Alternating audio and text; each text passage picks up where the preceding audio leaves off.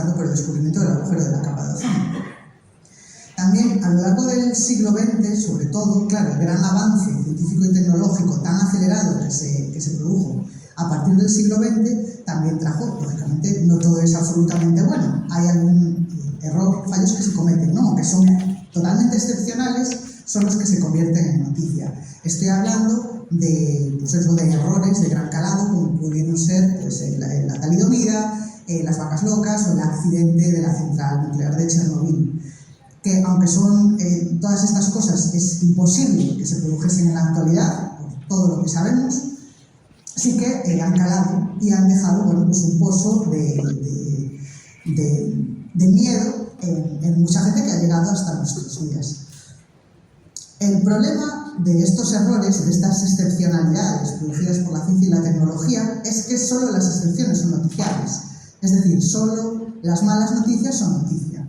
Y esto se ve mucho en los medios de comunicación, porque en ciencia tenemos buenas noticias constantemente, pero si hacemos un balance entre cosas positivas y negativas que se publican sobre la ciencia, la realidad es que tiene mucho más impacto cuando una noticia es negativa, algo malo de una tecnología, de una industria, pues tiene muchísima más repercusión.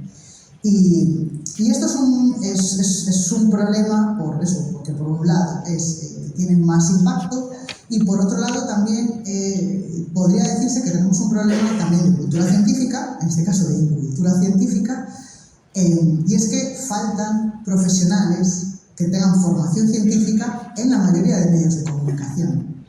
Es decir, tenemos a muchas personas que un día escriben de economía y otro día escriben de ciencia y no tienen formación ni en economía ni en ciencia. Y todo lo que comentan, todo lo que escriben, pues al final es de forma indirecta, porque si tú no tienes ni formación académica en un área, ni tienes experiencia profesional en un área, pues es muy fácil que cometas errores, que caigas en sesgos, en prejuicios, etc. Entonces tenemos un problema por ese lado. Y es fácil también caer en la tentación de dar las noticias de una forma un tanto sensacionalista, porque sabemos que genera mucho más impacto.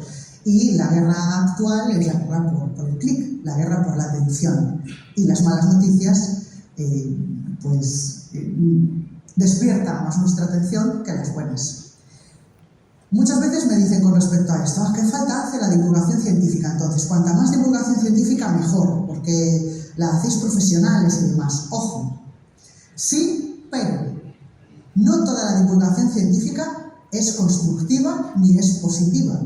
Porque también tenemos divulgación científica que se basa en exactamente los mismos métodos de captar la atención que utilizan pues, otros medios de comunicación sensacionalistas. ¿Cuánta divulgación científica hay en negativo sobre la ciencia y la tecnología? Muchísima, porque capta muchísima atención. Divulgación científica en negativo me refiero a pues, los males de la industria alimentaria, cómo te engaña la industria farmacéutica. Este tipo de divulgación, conocemos que hay gente especializada en este tipo de divulgación en negativo, hasta libros sobre este tipo de divulgación en negativo, que en muchos casos son científicos, ¿no? Yo siempre digo que son una especie de caballo de Troya de la ciencia, porque están menoscabando la imagen de la ciencia, solamente para ganar notoriedad, porque saben que es un método por el que se gana notoriedad. Bueno, yo a todos estos divulgadores les lanzo mensajes que se puede tener éxito divulgando en positivo y contando cosas bonitas y verdaderas de la ciencia y tener éxito exactamente igual. Doy fe de ello. Tenemos también que tener en cuenta a quién se le otorga credibilidad a la hora de comunicar la ciencia. Y sobre esto también hay estudios. Hizo un estudio tanto la CSIC como el CSIC sobre a qué personas o a qué entidades la población les da más credibilidad en materia de ciencia. En primer lugar estamos los científicos y los centros de investigación. Es decir, un científico que pertenece a un centro de investigación estaría en la cumbre en este caso, de la credibilidad. Somos los que más credibilidad tenemos de cara a la ciudadanía. Nos siguen muy de cerca algunas organizaciones, como por ejemplo las organizaciones ecologistas.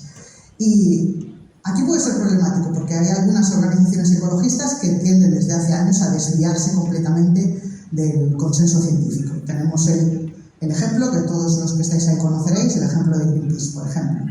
Y tiene una credibilidad muy próxima a un científico y a un centro de investigación. Y esto hay que tenerlo en cuenta. En el último escalafón de credibilidad estarían los partidos políticos, los gobiernos y las empresas. Esto también es importante porque la mayor parte de los científicos e investigadores tenemos colaboraciones y trabajos vinculados a empresas que son próximas a nuestro campo de investigación, como es natural y como es bueno que sea así, ¿no? Para tener una experiencia real y directa con el sector. Y hay que tener en cuenta que este tipo de cosas, pues, aunque sea al orden del día y sea lo normal, pues bueno, hay que tener en cuenta que hay que jugar con eso, porque lo que te suma credibilidad te la puede restar. Al final, lo que sabemos con esto es que si tú quieres dar un mensaje desde una empresa, desde un gobierno, sobre una medida, por ejemplo, que tiene sustento científico, pues la mejor persona en la que te puedes apoyar es en un científico, y si este además tiene vínculo o trabaja en un centro de investigación, pues va a ser una persona que ante la sociedad va a tener mucha credibilidad. Aún así, aunque cumplamos el perfil de máxima credibilidad, sí que es cierto que bueno, los científicos, que alguno hay ahí que también se dedica a la comunicación científica, que están en medios de comunicación, redes sociales y demás, muchas veces pues recibimos críticas y ataques que, bueno, unos los llevan peor, otros nos dan un poco de risa, pero lo interesante es analizarlo. Hay personas que, por ejemplo, no tienen ningún tipo de formación en el campo de uno, pues son capaces de criticarlo y ponerlo en tela de juicio, ¿no? Por ejemplo, cuando fue hace relativamente poco la crisis de la granza de plástico, este vertido que hubo al mar, pues bueno, pues que venga un economista o que venga un periodista a decir, ¿tú qué sabes del impacto de los plásticos a nivel medioambiental? Y dices, bueno, pues es que es mi campo de investigación, los materiales y el impacto medioambiental que tienen, así que algo sabré, pero te vienen a corregir igual. Bueno, este fenómeno, este efecto se llama efecto Dunning-Kruger, que este efecto, el efecto Dunning-Kruger, vendría a significar creerte más listo de lo que realmente eres, ¿no? O que sabes más de lo que realmente sabes. Y es algo que ocurre, pues cuando tú conoces bastante de un tema, eres muy profesional o tienes mucho conocimiento de un tema, crees que tus conocimientos sobre otros temas que para nada tienen que ver con tu formación y con tu experiencia, pues también puedes opinar sobre ello. Pues ocurren estas cosas. Entonces a veces simplemente es decir, bueno, pues acabo de detectar un efecto de Kruger de manual que alguien viene a criticarme o a corregir sobre un tema en el que bueno, tengo bastante más experiencia. Y luego hay otra cuestión que tiene que ver con esto, con los trabajos que se realizan pues, en investigación, en colaboración con empresas y demás, y es que hay una confusión sobre qué significa el conflicto de interés. Hay una interpretación incorrecta de qué es el conflicto de interés. Conflicto de interés es pues, que tú compartas una información y que esta información esté sesgada para que le dé la razón a la persona que pues te paga, ¿no? O a la empresa que te paga, y entonces en realidad estás mintiendo o podrías estar sujeto a mentir o a tergiversar en tu propio beneficio, en el beneficio de tu pagador. En este caso hay que comprobar si alguno de los datos que estás ofreciendo no son correctos. El problema es que se tilda de conflicto de interés cuando te dicen tienes conflicto de interés como si inmediatamente estuvieses mintiendo o estuvieses completamente polarizado o tergiversando una información. Y eso no es así. Se está confundiendo conflicto de interés con tener formación y con tener experiencia profesional en un sector. Si tú tienes conocimiento y tienes experiencia profesional en un sector, seguro que vas a saber muchísimo más de eso que estás contando que cualquier otro que carezca de esa formación o de esa experiencia. Con lo cual, cuando una persona esté divulgando, comunicando sobre un tema y diga yo no tengo ningún conflicto de interés porque no tengo pues ninguna experiencia profesional en el sector, pues claro, lo que te falta a ti es experiencia y conocimiento. No es que no tengas un conflicto de interés, es que estás hablando de algo de lo que no tienes ni puñetera idea. Entonces, llamemos a las cosas por su nombre. Os comentaba antes que tenemos un grave problema de incultura científica. Cuando hablamos de un problema de incultura científica, me refiero a que más de la mitad de la población, esto son encuestas, recogido encuestas como las de la FECIT, de Percepción Social de la Ciencia, más de la mitad de la población reconoce es un problema, no solamente porque la sociedad no puede interpretar estas noticias científicas si no tenga el conocimiento científico, es que cuando hablamos de la sociedad también hablamos de nuestros gobernantes. Es decir, ese problema lo tenemos todos. Y tener esa cultura científica nos lleva a que si hay a lo mejor una cierta predisposición social en contra de una medida que sí que podría ser muy sostenible, que tiene aval científico, pero no tiene buen concepto en la sociedad o no lo entiende bien, pues es probable que esa medida no se tome o que se tomen malas medidas. Es decir, la incultura científica en un gobierno puede llevarlo a tomar medidas contrarias al consenso científico en materia de sostenibilidad. Me refiero a, por ejemplo, medidas que se han tomado en contra, desviadas del consenso científico. Decir no a la energía nuclear, decir no a la ingeniería genética, es decir, no ponerle trabas al desarrollo de la ingeniería genética, poner trabas al desarrollo de la inteligencia artificial, o decir no a la inteligencia artificial, decir no al plástico, por ejemplo. Todas estas medidas que se han tomado porque cuentan con el aplauso social de personas que padecen de cultura científica, pues se han transformado en medidas. Esto es algo que afecta a la agricultura directamente, ¿no? Desde la ingeniería genética al uso de inteligencia artificial para hacer más eficientes los cultivos, al uso fundamental, que es algo que os afecta directamente en Almería, que es el uso de plásticos. Ya he divulgado muchísimo sobre el uso de plásticos en agricultura, que son absolutamente esenciales, pero bueno, por dar algunas pinceladas.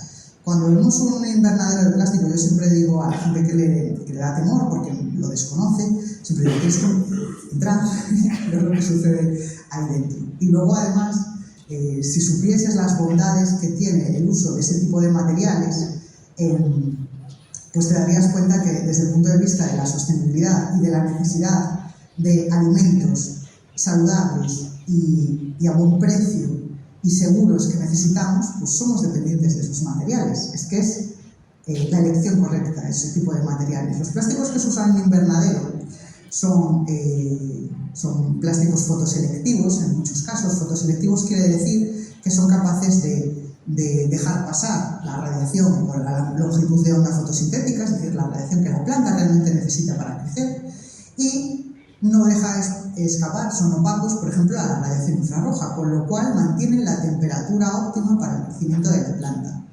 Además, estos plásticos pueden llevar aditivos que los hacen más duraderos. Ahora tenemos invernaderos de polímeros plásticos que duran hasta 4 campañas, sin que los tengas que cambiar, que nos permiten utilizar menos fitosanitarios, porque no solamente porque acotan el espacio, sino por los propios aditivos que llevan, reducir el uso de fitosanitarios, reducir la cantidad de agua, es decir, la huella hídrica, que es algo muy importante en cultivo y más en zonas con poca agua. Es que los invernaderos nos permiten plantar en zonas prácticamente desérticas, precisamente por eso, por lo que reducen la huella hídrica, que es algo muy importante.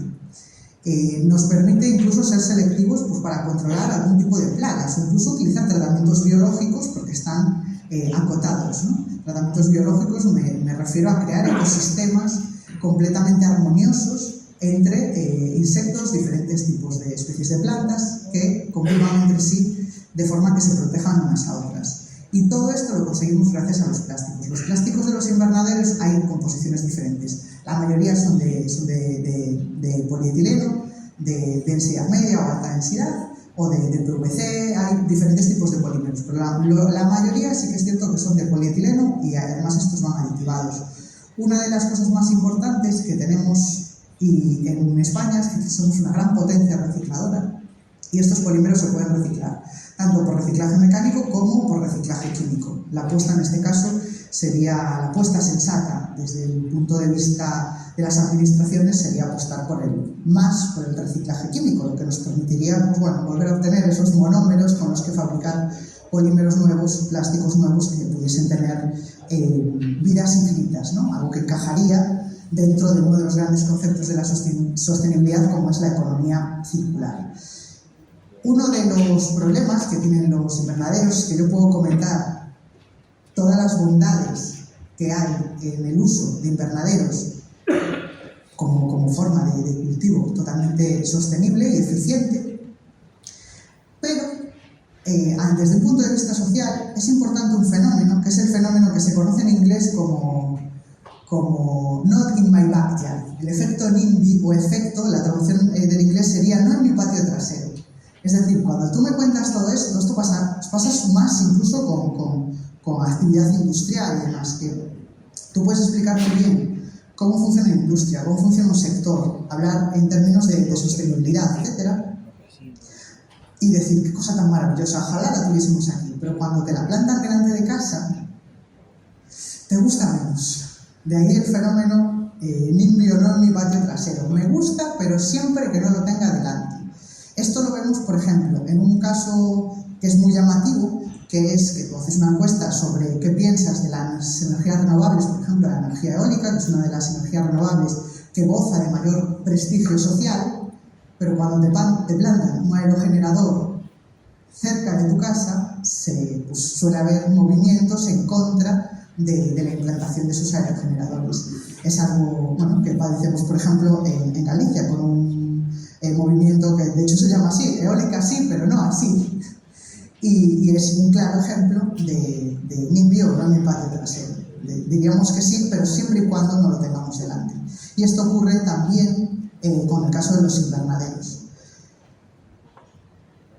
¿Cuánto impacto tiene, en términos de sostenibilidad, cuánto impacto medioambiental tienen los esfuerzos individuales sobre el cambio climático?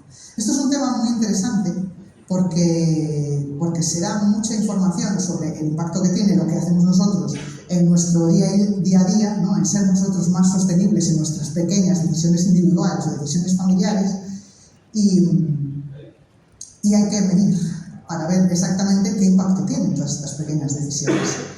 Entonces, para eso, la información que se traslada desde los medios, los que nos dedicamos a la divulgación, además de ser una información cierta, una información verdadera, debe ser proporcional.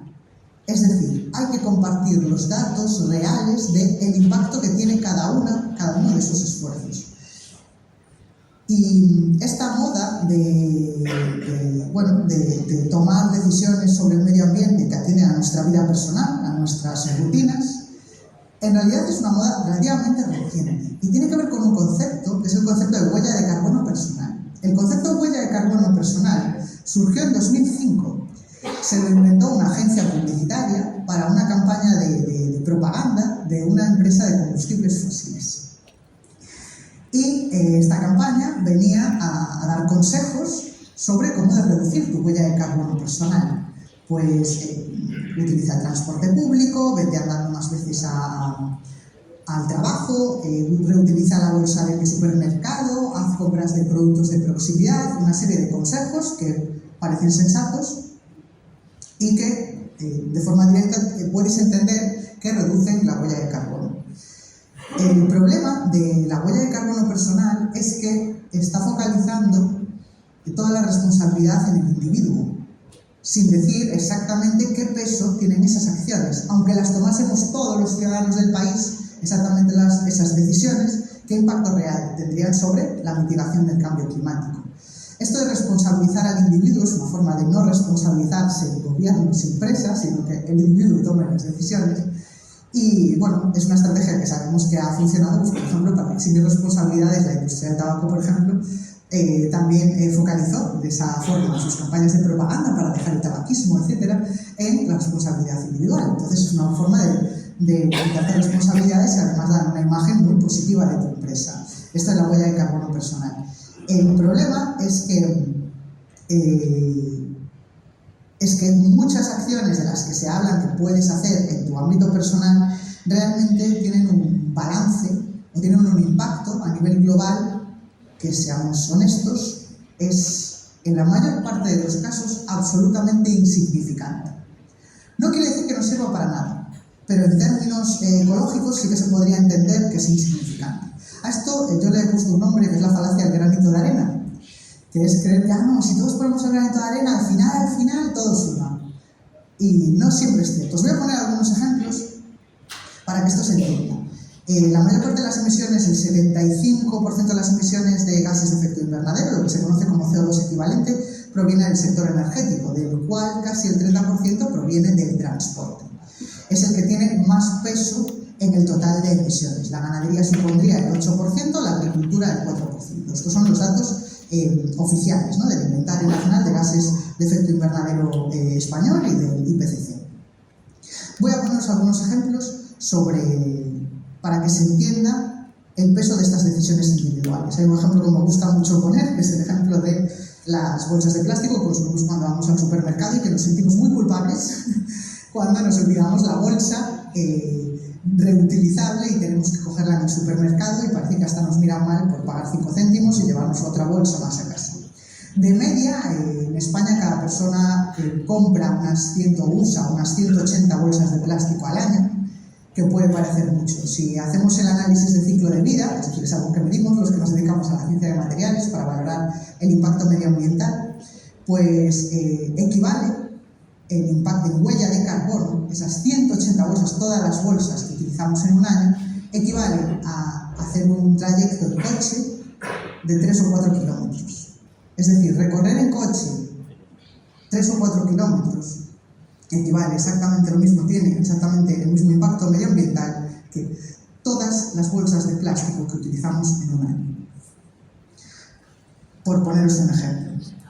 Cuando hablamos del tema del plástico, por ejemplo, es muy importante hablar de la cantidad de plástico que acaba en el mar, que es aproximadamente 10 millones de toneladas anuales acaban en el mar. Los plásticos son el 80% de los residuos que acaban en el mar, es decir, de materiales contaminantes que no tendrían que estar en el mar y están en el mar. Eso es un dato muy importante, el dato proporcional, eso es un dato cierto. El dato proporcional también sería decir, vale, ¿y ese plástico de dónde viene? El dato proporcional sería decir que el 80% de ese plástico que acaba en el mar proviene de países que no gestionan sus residuos, no proviene de Europa. Como por ejemplo, principalmente el que encabeza esa lista es China. Eso es importante. Otro dato. Por ejemplo, ahora que se está intentando cambiar toda la flota automovilística de combustión a coches eléctricos, hay que pensar que el coche eléctrico también se tiene que cargar y de donde se carga y se saque esa energía, pues lógicamente tiene un impacto medioambiental.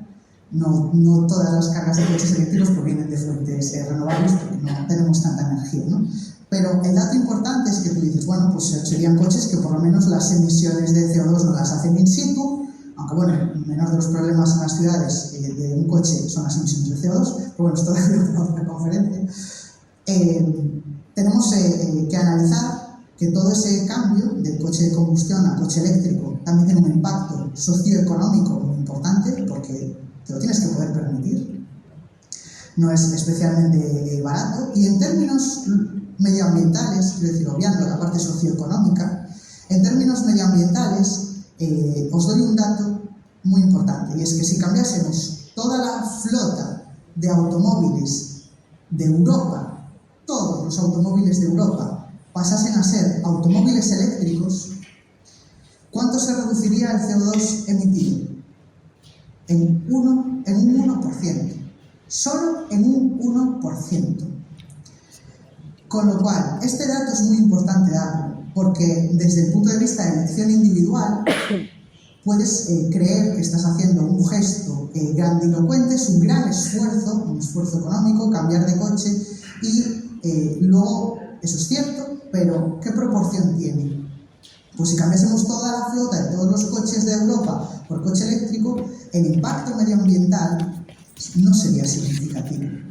Porque estamos dándole demasiado valor desde el punto de vista de la información a los turismos, al utilitario, como que te vas de vacaciones o vas al trabajo, y obviando pues, todo el transporte, pues, por ejemplo, el transporte de mercancías.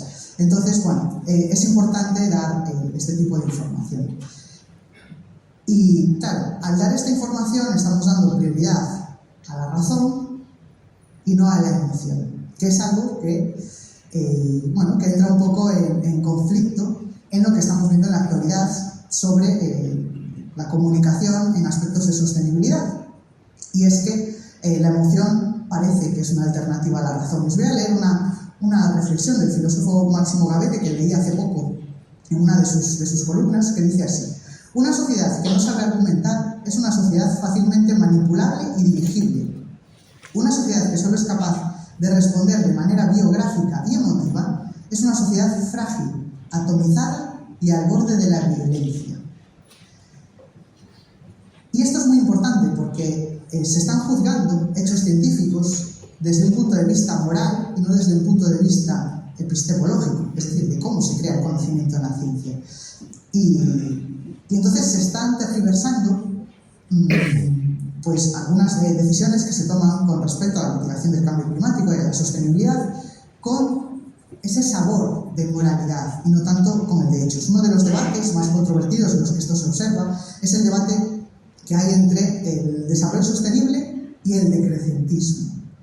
Las dos posturas se podrían considerar que son posturas legítimas, aunque, bueno, desde mi punto de vista, una es la postura correcta y la otra no. No solamente por razones científicas, además de las razones científicas, razones de índole social y de índole económico. Por cierto, el decrecentismo no es dejar de consumir, no solo es, pues deja de consumir como un zombie. O sea, eso está bien, entra dentro del desarrollo sostenible también. Es decir, que dejemos de consumir ropa o algunas cosas que consumimos como trastornados, sin tener esa necesidad, pues eso es sentido común, ¿no? No es decrecentismo ni es desarrollo sostenible.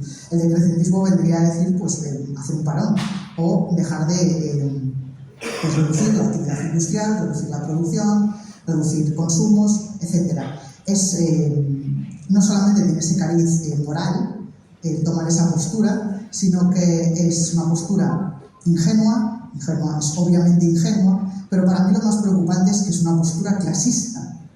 Porque aquel que defiende la postura decrecentista, creo que es porque es una persona que vive en el primer mundo, en un lugar que realmente está desarrollado y tiene la convicción de que el decrecentismo no va a afectar de forma significativa a su modo de vida. Realmente este tipo de estrategias decrecentistas, quienes más van a sufrir los perjuicios de eso de parar la industria, la producción y demás, son las clases más desfavorecidas.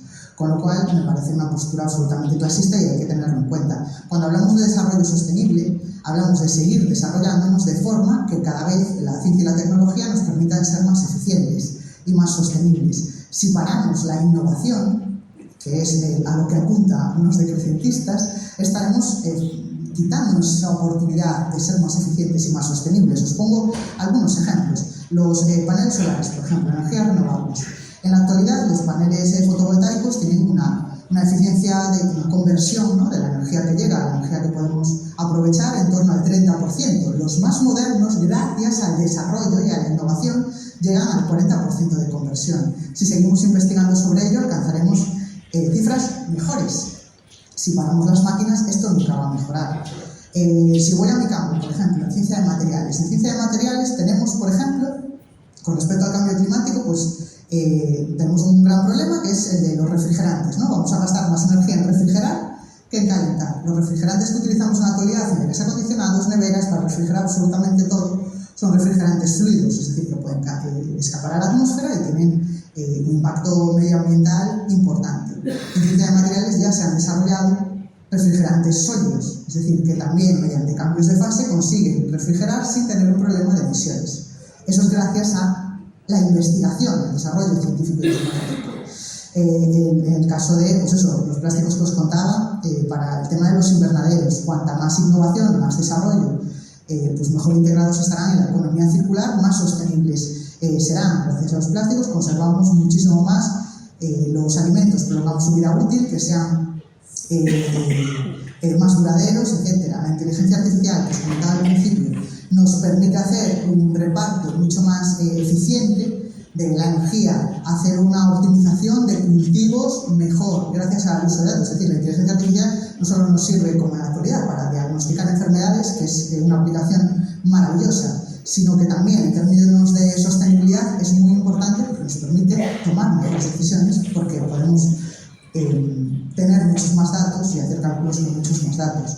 La ingeniería genética, por ejemplo, lo sabéis muy bien, podemos tener alimentos mucho más nutritivos, mucho más sostenibles, con más, incluso más cantidad de algunas vitaminas y nutrientes que son esenciales, que de hecho en lugares en vías de desarrollo pues son imposibles o muy difíciles de conseguir, como por ejemplo el caso del arroz dorado y la vitamina A. Es decir, gracias a todos estos avances, desarrollo científico y tecnológico en todas estas áreas, estamos logrando cada vez ser más sostenibles y más eficientes.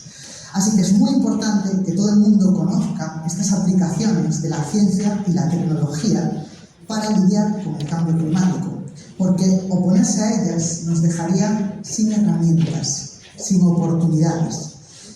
La ciencia, además de ofrecer soluciones, que es algo muy importante, creo que una de las cosas más valiosas que nos proporciona la ciencia y la tecnología es precisamente un optimismo sensato.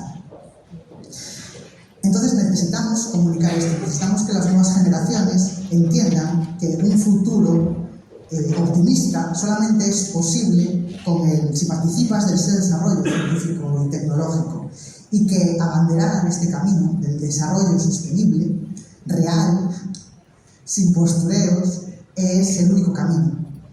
Y es una responsabilidad, no solo desde el punto de vista científico, es una responsabilidad social y es una responsabilidad moral. Porque lo revolucionario hoy en día es hacer que el optimismo sea posible y no que el pesimismo sea convincente. Muchísimas gracias.